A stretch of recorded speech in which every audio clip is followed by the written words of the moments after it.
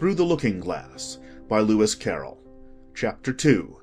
The Garden of Live Flowers.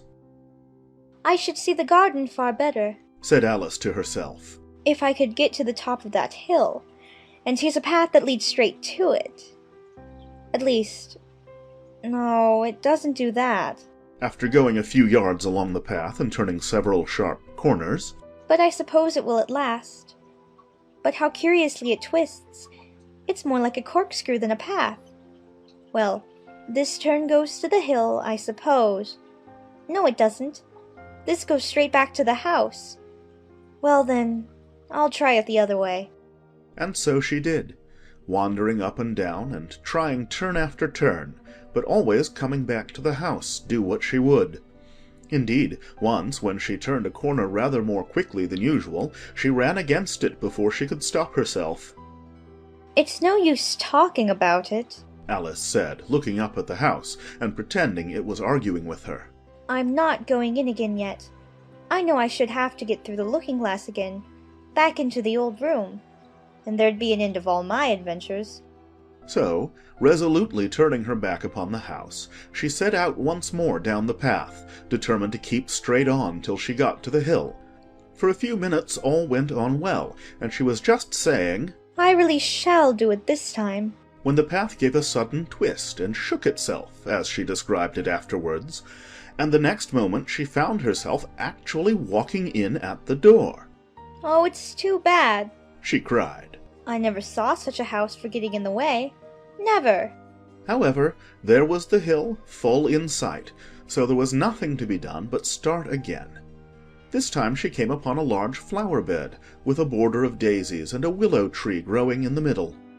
"Oh, Tiger Lily," said Alice, addressing herself to one that was waving gracefully about in the wind. "I wish you could talk." "We can talk, said the tiger lily. when there's anybody worth talking to." Alice was so astonished that she could not speak for a minute. It quite seemed to take her breath away. At length, as the tiger lily only went on waving about, she spoke again in a timid voice, almost in a whisper. "And can all the flowers talk?" "As well as you can, said the tiger lily. and a great deal louder." "It isn't manners for us to begin, you know. Said the rose. And I really was wondering when you'd speak.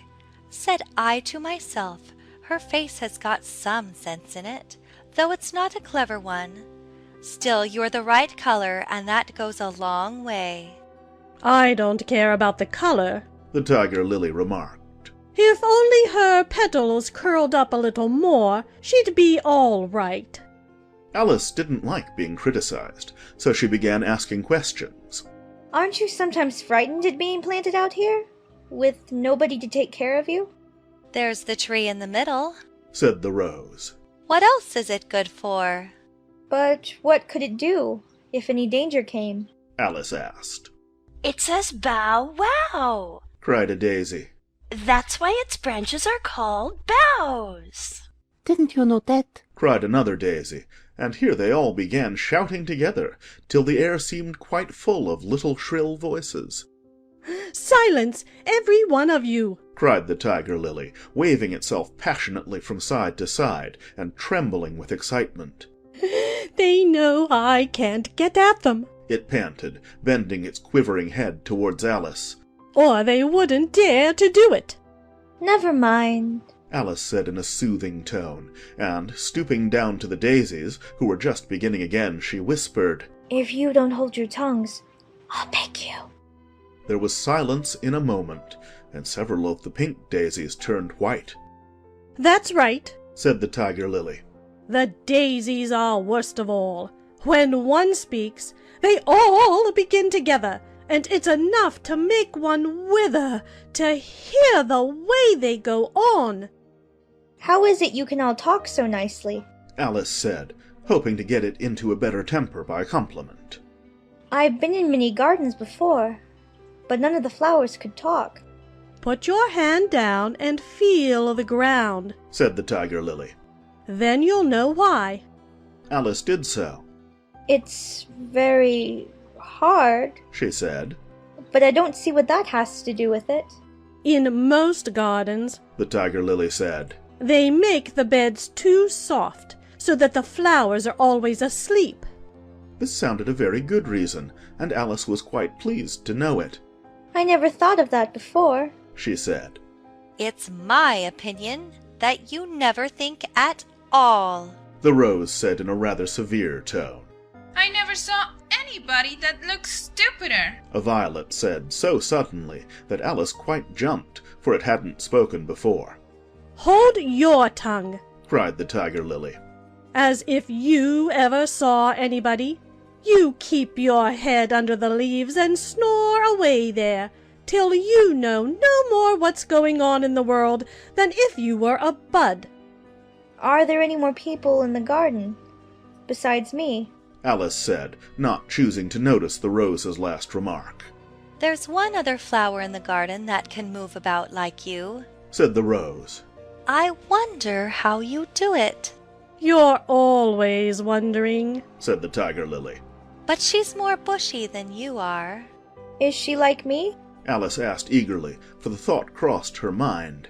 There's another little girl in the garden, somewhere.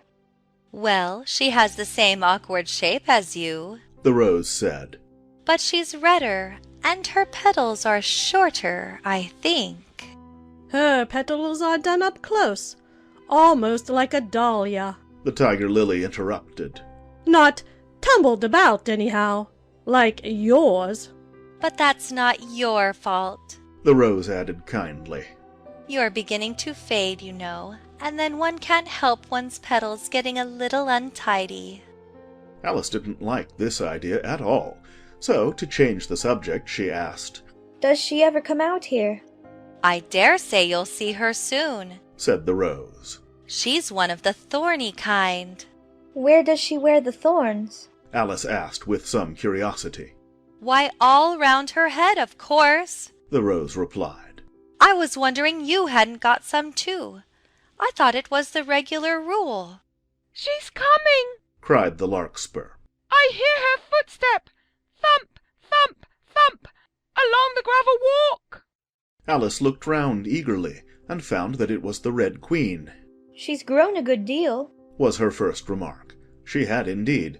When Alice first found her in the ashes, she had been only 3 inches high, and here she was, half a head taller than Alice herself.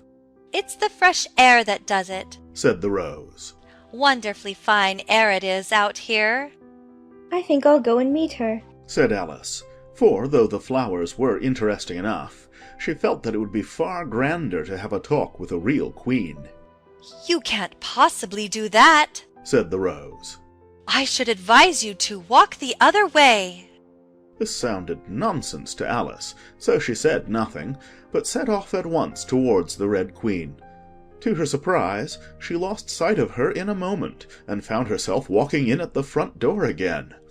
A little provoked, she drew back, and after looking everywhere for the Queen, whom she spied out at last a long way off, she thought she would try the plan this time of walking in the opposite direction.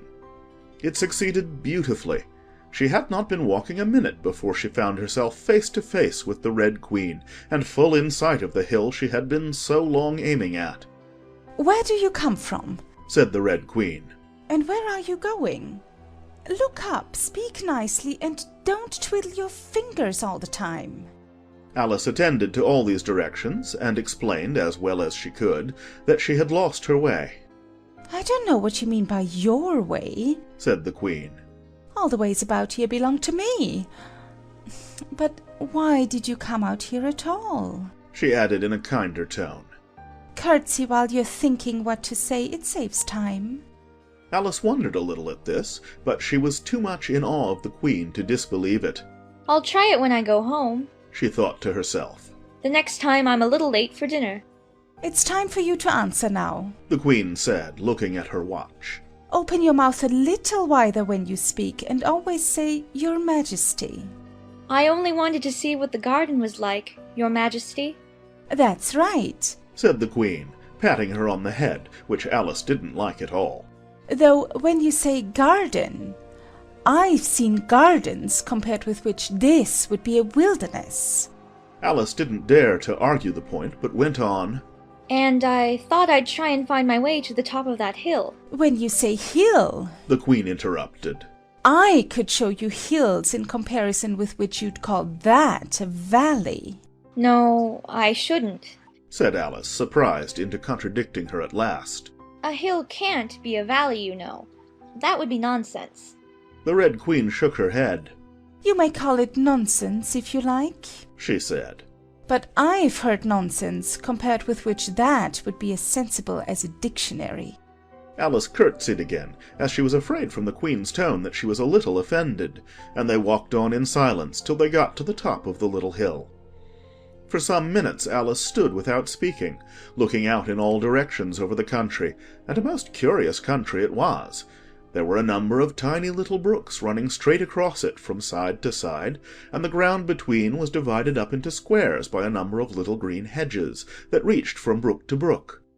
I declare it's marked out just like a large chessboard, Alice said at last. There ought to be some men moving about somewhere.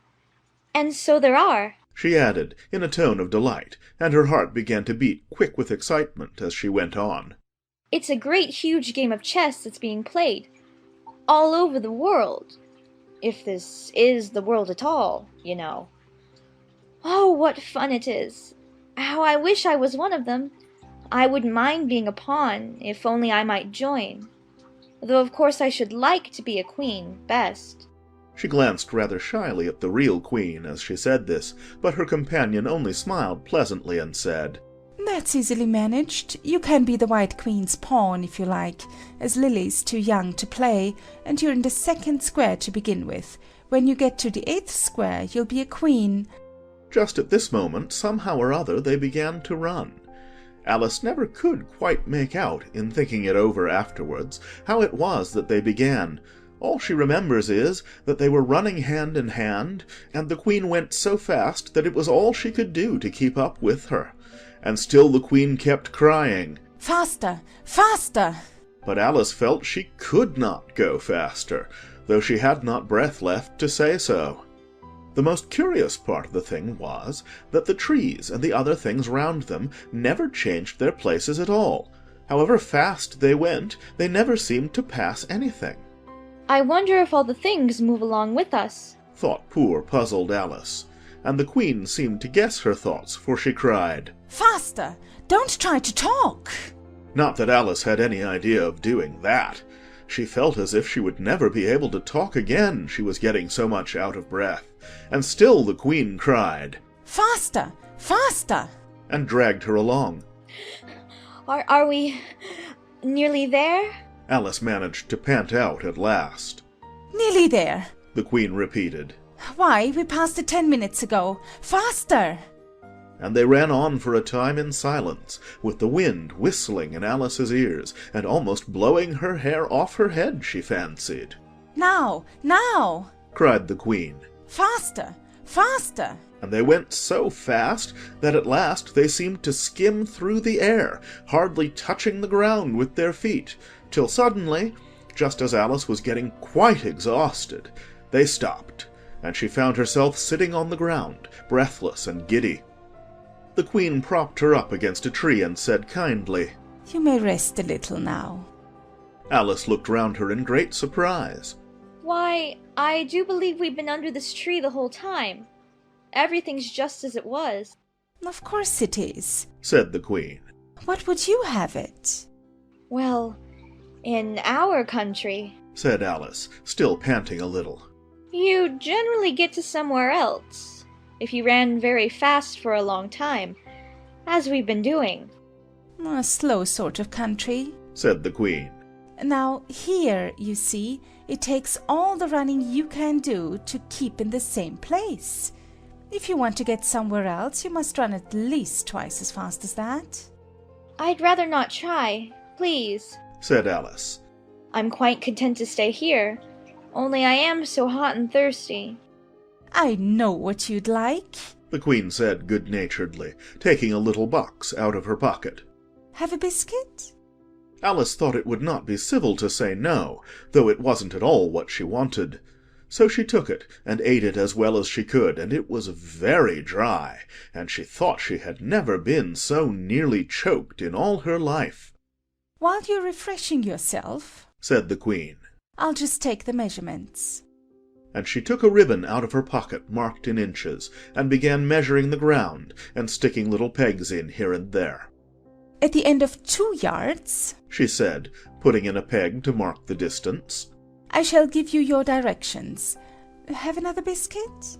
No, thank you. said Alice. One's quite enough. Thirst quenched, I hope? said the Queen. Alice did not know what to say to this, but luckily the Queen did not wait for an answer, but went on. At the end of 3 yards, I shall repeat them, for fear of your forgetting them. At the end of 4, I shall say goodbye, and at the end of 5, I shall go. She had got all the pegs put in by this time, and Alice looked on with great interest as she returned to the tree, and then began slowly walking down the row. At the 2-yard peg she faced round and said, A pawn goes 2 squares in its first move, you know. So you'll go very quickly through the 3rd square, by railway, I should think, and you'll find yourself in the 4th square in no time. Well, that square belongs to Tweedledum and Tweedledee. The 5th is mostly water, the 6th belongs to Humpty Dumpty. But you make no remark?